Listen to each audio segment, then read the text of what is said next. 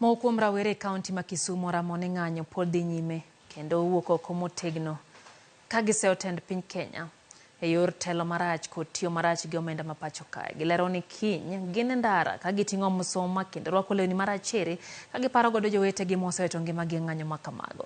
Gisingo dhi nyime gi ng'anyo nyaka chieng' sabasaba ma onge chungo chenro gi e kinde ka gikwayo obila mondo omi koro wuog oko mondo omigi arita kaachiel gi neno ni mwandu jopiny ok okethi e yo moro amora e kinde mag ng'anyo.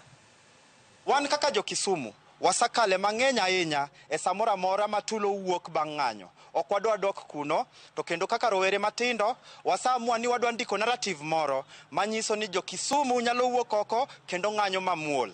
Wanarom mana sports ground ka. Polise wasamiyo notification. Area ting' e lweta ka. Wasanyisogi ni on Thursday wabro ng'anyo e street kendo on Sunday wan gi sabasaba wa.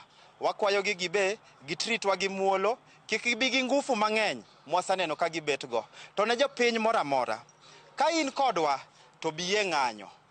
To ka bire ng'anyo nyalo tami, wakwayo ni chung kodwa in solidarity.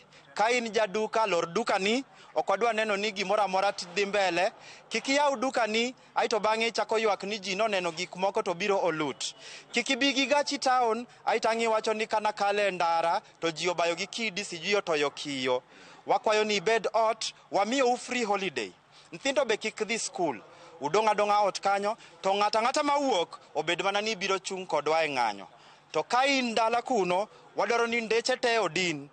Ji te obed e ndara, ma obed Thursday, ma obed Sunday, ma obed kiny, onge gimoro amora wanyalo gombo ni obed ni dhi mbele.